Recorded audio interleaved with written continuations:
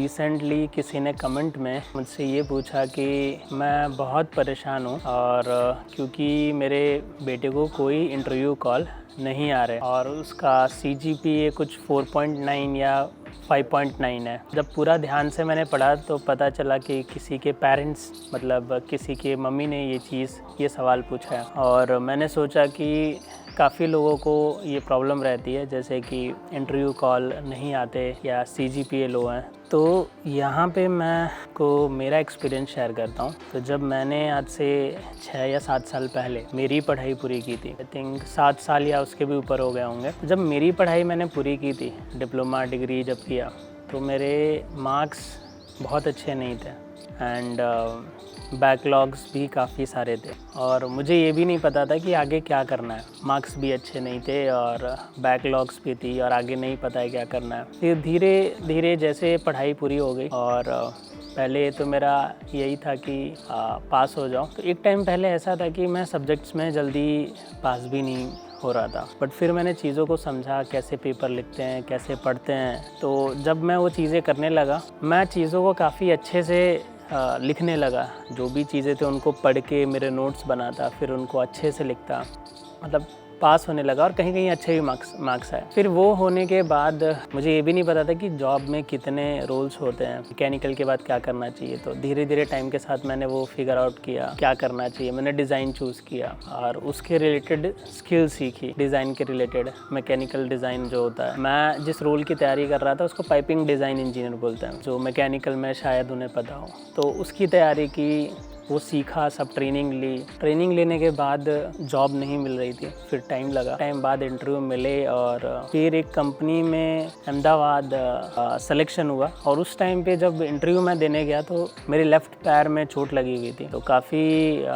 वो जर्नी काफ़ी मुश्किल भरा जर्नी था। बट जब मैं इंटरव्यू देने गया, मैं और 2 लोग थे हम जो मेरे साथ वहाँ क्लासेस में जिन्होंने पढ़ा था, दोनों गए थे। तो उनका नहीं हुआ सिलेक्शन, मेरा हो गया। तो उन्होंने मुझे जो रोल ऑफ़र किया, मैंने दूसरा रोल उनसे मांगा। तो जो मैंने दूसरा रोल उनसे मांगा, उन्होंने मुझे दूसरा रोल भी ऑफ़र कर दिया। बट फाइनली मेरे दिमाग में कुछ चीज़ें चल रही थी और पता नहीं क्या हुआ, मैंने वहाँ ज्वाइन नहीं किया। एक और इंटरव्यू दिया पास में ही, वडोदरा में, GIDC आपको पता है, वहाँ पे भी डिज़ाइन वर्क था। तो वहाँ पे भी इंटरव्यू मैंने दिया और फिर सेलेक्ट हुआ और मैंने ज्वाइन नहीं किया। तो मतलब पहले तो मैंने चीज़ों को सीखा कि मुझे ये करना है तो क्या क्या स्किल्स होनी चाहिए। फिर मैंने इंटरव्यू देना स्टार्ट किया। पहले तो मुझे इंटरव्यू मिले नहीं, फिर मैं इंटरव्यू फेल होने लगा, फिर मैं इंटरव्यू में सेलेक्ट होने लगा। थोड़े टाइम बाद मैं एक कंपनी में मैंने ज्वाइन किया फाइनली, और वो कंपनी में अनपेड था। तो 1 महीने बाद जो कलीग्स थे मेरे साथ काम कर रहे थे, उन्होंने बोला तुझे तो नॉलेज अच्छा है पर तुझे पे नहीं कर रहे हैं। और उस वक्त मुझे थोड़ी चोट भी लगी हुई थी पैर में, तो मैं थोड़े डीमोटिवेट हो गया। वो जॉब मैंने छोड़ दिया और वो जॉब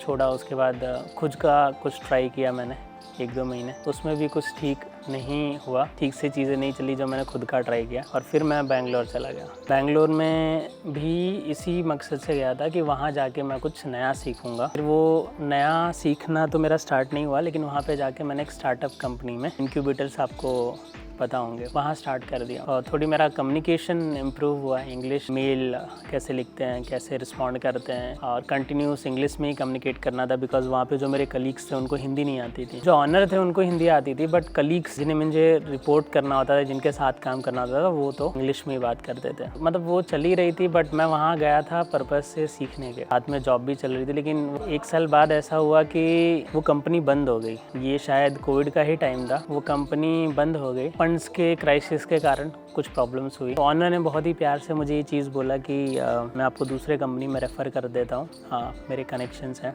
काफ़ी अच्छे व्यक्ति थे। तो मैंने बोला नहीं सर चलेगा, जो भी है काफ़ी अच्छा है, मैं कुछ ट्राई कर रहा हूँ कुछ सीखने का। तो मैंने वो कोर्स एक चीज़ सीख रहा था मैं, और वो सीखने के बाद मैं, क्योंकि यहाँ जॉब अब छूट गई थी, अब मैं पूरा टाइम वो सीखने में देने लगा। पहले पार्टली दे रहा था, तो मैं अच्छे से और सीखने लगा, क्योंकि जॉब नहीं थी और जॉब चाहिए थी। इसमें भी वही चीज़ कि मैं पहला इंटरव्यू देने गया, मैं फ़ेल हो गया, और वो था IQVIA में, और ये जो रोल था क्लिनिकल साइंस था। IQVIA में केरला कोची, तो वो भी अपने आप में एक सेपरेट जर्नी थी। एंड मैं फ़ेल हो गया, फिर कुछ इंटरव्यूज़ दिए, फिर उसमें फ़ेल हो गया। टाइम बढ़ता गया, मेरा फ्रस्ट्रेशन लेवल बढ़ता गया। मैं बैंगलोर से वापस अपने घर वडोदरा आ गया। वडोदरा में आते ही मुझे डेंगू हो गया। तो मतलब जब देखो लाइफ में जब चैलेंजेस चैलेंजेस चल रहे थे मेरे, जब ये करियर को लेके प्रॉब्लम चल ही रहा था, टाइम पे हेल्थ के भी इश्यूज़ आए मुझे, जैसे पैर में चोट लगना, वो बहुत मेजर इंजरी थी लिगामेंट की, प्लस डेंगू होना। नॉर्मली मैंने मतलब इतनी सारी चीज़ें एक साथ नहीं देखी थी, बट उन 1-2 सालों में ये सारी चीज़ें मैं देख रहा था।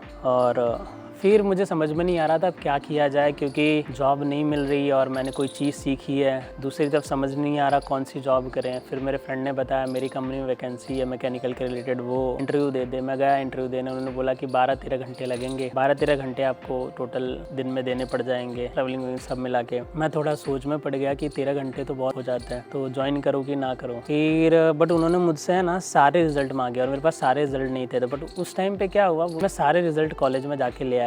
डिप्लोमा के भी कुछ रिजल्ट नहीं थे, डिग्री के भी कुछ रिजल्ट, क्योंकि उन्होंने सारे सेमेस्टर के रिजल्ट मांगे। मेरे पास फाइनल सर्टिफिकेट था। फिर फाइनली एक हैदराबाद की कंपनी थी, वो भी अनपेड था। उन्होंने बोला कि आप आ जाओ यहाँ पे, आपको यहाँ जॉब दे देंगे, बट सैलरी नहीं मिलेगी और नाइट शिफ्ट होगा। सैलरी नहीं मिलेगी और नाइट शिफ्ट होगा, ये सोच के थोड़ा सा वो हुआ था। बट फिर ऐसा हुआ था कि अभी खोने के लिए कुछ था ही नहीं ना, और पाने के लिए सब कुछ था। तो और बट एक और चीज़ थी, उन्होंने मुझसे कुछ पैसे भी मांगे। उन्होंने बोला कि 30,000 लगेंगे क्योंकि हम आपको वापस ट्रेन करेंगे। मैंने सोचा 30,000 किस चीज़ के लिए, कहीं ये फेक तो नहीं है। फिर मैंने सोचा कि चलो ये रिस्क ले लेते हैं। वो 30,000 था या क्या अमाउंट था मुझे याद नहीं है, तो 30,000 के आसपास शायद कुछ होगा। मैंने बोला लाइफ में आखिरी रिस्क ले लेते हैं सीखने के लिए। वहाँ चला गया, और हैदराबाद में तो ट्रेन उस वक्त नहीं मिल रही थी, तो मैं बस में बैठ के चला गया। तो वडोदरा से हैदराबाद की जो जर्नी थी वो काफ़ी रोमांचक बोल सकते हो, क्योंकि इतना लंबा बस में ट्रैवल मैंने पहले कभी नहीं किया था। और रास्ता भी जो था वो बहुत ही मतलब बोल सकते हो कि अच्छा रास्ता नहीं था।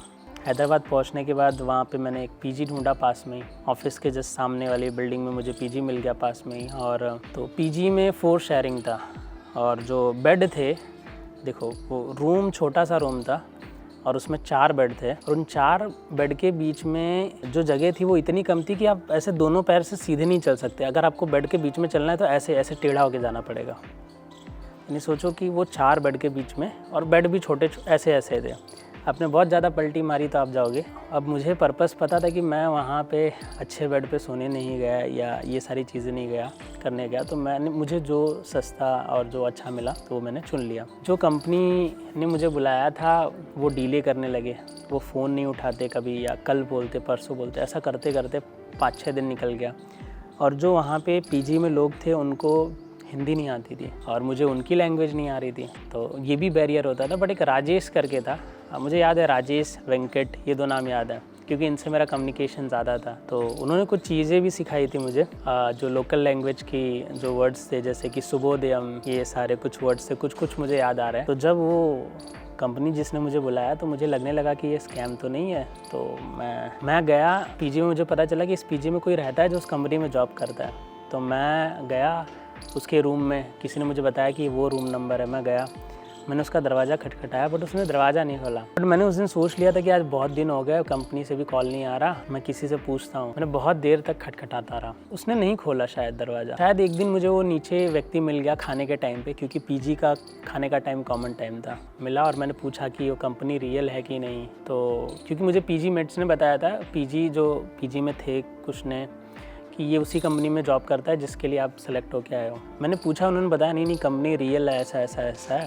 फिर मैंने एक दिन क्या किया कि मुझे फिर भी भरोसा नहीं हो रहा था, मैं कंपनी पहुंच गया। तो शटर गिरा हुआ था, जो ऑफिस नंबर और ये डिटेल थी, शटर गिरा हुआ था। मुझे लगा यार ये तो फेक है लग रहा है, मैं फ्रस्ट्रेट हो गया। फिर मैंने वो मैनेजर जो थे, वेंकट, मैनेजर का नाम भी वेंकट था, वेंकट को मैंने बोला कि यू आर फेकिंग, अगर ऐसा था तो कि मुझे इतनी दूर से कॉल करके बुलाया, क्यों मुझे पहले ही बोल देते। ये सारी चीज़ें, क्योंकि मैं फ्रस्ट्रेट हो चुका था करियर को लेके। मैं 1-2 साल से थोड़ा सा बहुत सफ़र कर ही रहा था। मैं इतनी दूर से आया था और वो जर्नी उतनी अच्छी भी नहीं थी, और मुझे ऐसा लग रहा था मैं पीजी के पैसे भी भर रहा हूँ खुद से, मुझे नहीं पता है कब बुलाएंगे कब नहीं बुलाएंगे, क्योंकि डिले ही होता जा रहा था।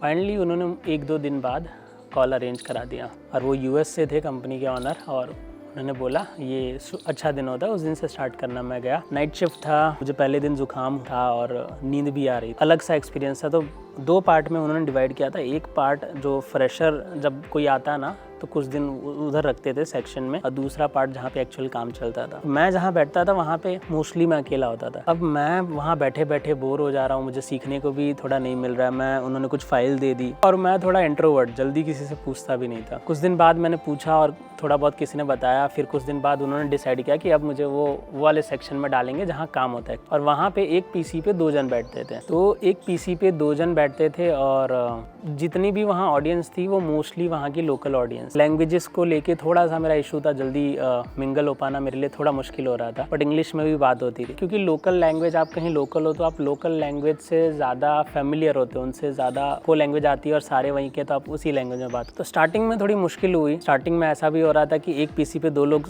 काम करते थे, तो मैं जिस पीसी पे था तो उस पीसी पे जो दूसरा व्यक्ति था मोस्ट ऑफ द टाइम वही काम करता था, तो मुझे सीखने भी ऐसा लग रहा था कि नहीं मिल रहा था। फिर धीरे धीरे टाइम बदला और मैं मतलब काफ़ी मिंगल हो गया उनके साथ, चीज़ें काफ़ी अच्छी हो गई, मुझे भी काम करने का मौका मिला। एक टाइम आया जब मैं अच्छा परफॉर्म करने लगा वहाँ पे। ये सब 1-2 महीनों के बीच में हुआ, 2 महीनों के बीच। और फिर मुझे एमएनसी से कॉल आना शुरू हुआ। शायद पहली कंपनी एसेंचर होगी। एसेंचर से कॉल आया मुझे सीडीएम रोल के लिए। मैंने सोचा था कि मुझे कहीं से पता चला था कि स्टैटिस्टिकल थोड़ा अच्छा है और मैं सोच रहा था कि मैं ऑलरेडी स्टैटिस्टिकल रोल पे काम कर रहा हूँ, भले ही फ्री में काम कर रहा हूँ बट कुछ ना कुछ तो सीख रहा हूँ। तो वो कंपनी के भी अलग अलग चीज़ें थी, मैं कभी डिटेल में बताऊँगा, शायद पहले भी बताया। प्रॉब्लम्स थे अलग अलग, काम करने का तरीका भी अलग था। यूएस की कंपनी थी, जो एम्प्लॉय था वो कोई और था, हम उसकी जगह काम करते थे एज अ बैक एंड। तो मीटिंग में वही व्यक्ति बैठता था लेकिन हम यहाँ काम करके नोट बना के दे देते थे कि क्या क्या काम हुआ है। इसके बाद मुझे इंटरव्यू कॉल आए और इंटरव्यू को तो मैंने मना कर दिया। दूसरा इंटरव्यू मिला, में 1 राउंड हुआ, फिर 2 राउंड हुआ, 3 राउंड हुआ। तो पहले मैं इंटरव्यूज़ को लेके ना काफ़ी चिंतित होता था और काफ़ी सोचता था और सिलेक्शन ना होने पे बहुत दुखी भी होता था। इस बार इंटरव्यू जो हुआ उसको लेके मैं कुछ सोच ही नहीं रहा था क्योंकि नाइट शिफ्ट होता था तो मैं दिन में सोता था, तो दिन में इंटरव्यू होता था। तो जब भी जिस दिन ये इंटरव्यू ले रहे होते थे, जिस समझो पहला राउंड है, तो उसके आधे घंटे पहले मैं उठ के हाथ मुँह धो के इंटरव्यू के लिए बैठ जाता था। मुझे अभी भी याद है इंटरव्यू में मेरे, क्योंकि हमारे बेड मैंने बताया था बहुत पास में होते थे, वो वेंकट जो बाजू बेड पे थे वो एक बार इंटरव्यू में ही वो देखने लगे थे कैमरे में कि क्या चल रहा है और कैमरे में दिखने लगा था। तो मैंने बोला कि थोड़ा सा आप मतलब कैमरे में दिख रहे हैं, ऐसा करके। फिर और पीछे कपड़े टंगे हुए थे, तो बहुत ही अलग सा एक्सपीरियंस था। आप मतलब बोल सकते हो कि जो है आपको उसमें मोल्ड होना था। दूसरा राउंड हुआ, तीसरा राउंड हुआ, आई थिंक तीसरा ही राउंड फाइनल था। फाइनली उन्होंने मुझे ऑफर लेटर रिलीज़ किया संडे को और मैं काफ़ी खुश हुआ। संडे को उन्होंने मुझे वर्क फ्रॉम होम दिया और क्योंकि आपको पता है कोविड के बाद ये वर्क फ्रॉम होम, या कोविड का ही टाइम था, ये जस्ट ओपन हुआ था। वर्क फ्रॉम होम दिया, सैलरी भी ठीक ठाक थी क्योंकि यहाँ पे तो सैलरी मिल ही नहीं रही थी, फ्री में करना था, नाइट शिफ्ट थी, तो उस हिसाब से अच्छी ही थी। और जब मैं उसमें भी बहुत सारी चीज़ें, जब मैं हैदराबाद गया तो क्योंकि मैं रोटी ज़्यादा खाना प्रेफर करता था, वहाँ चावल के आइटम ज़्यादा बनते थे तो मैं चावल ही खाता था। कभी कभार खाना भी मिस हो जाता था क्योंकि टाइमिंग ऐसा था।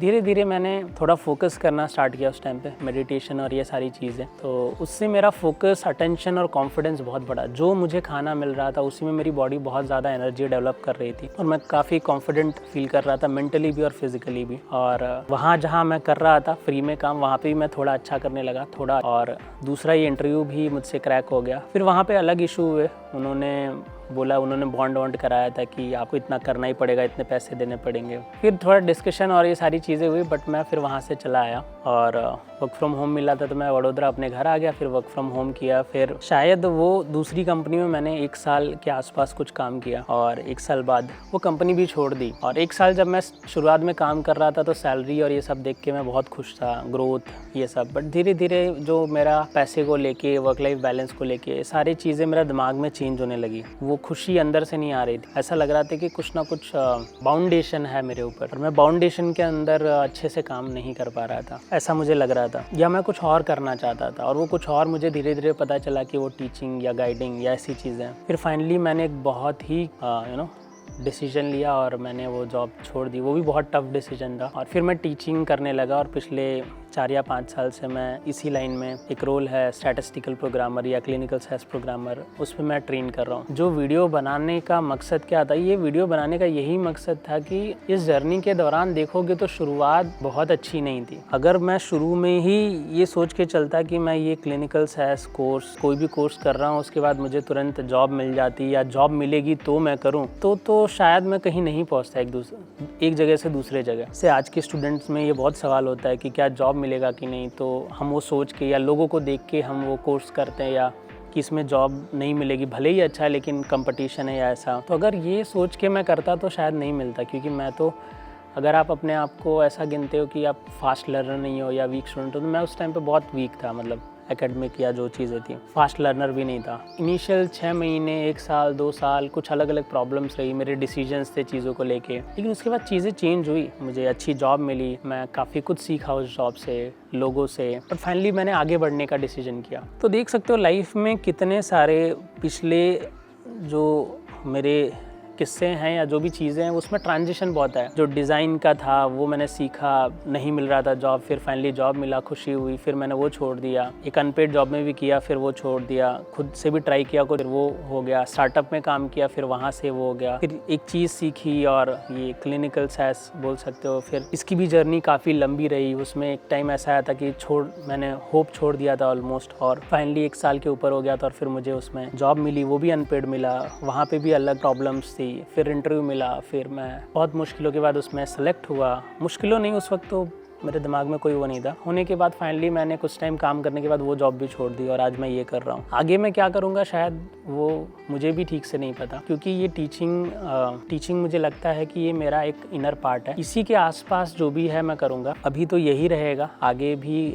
जहाँ पे भी मैं रहूँ, जो भी मैं कर रहा हूँ उसमें टीचिंग होगा ही होगा। एक मेरा मेजर पार्ट है, पैशन है। देख सकते हो ये जर्नी ईजी नहीं थी, और मेरे एकेडमिक में भी अच्छा नहीं था, और मेरे एकेडमिक में भी गैप था। मेरी पढ़ाई पूरी होने के बाद मेरा रिजल्ट बैकलॉग का लेट आया, और उसके बाद मैंने कुछ कोर्स किया। उसके बाद मैंने कोर्स के कुछ टाइम बाद मुझे एक जॉब मिला, जो जॉब भी मैंने नहीं की। तो मेरे एकेडमिक को लेके और मैं जॉब जो ढूंढ रहा था उसमें मेरा गैप था 1-2 साल का।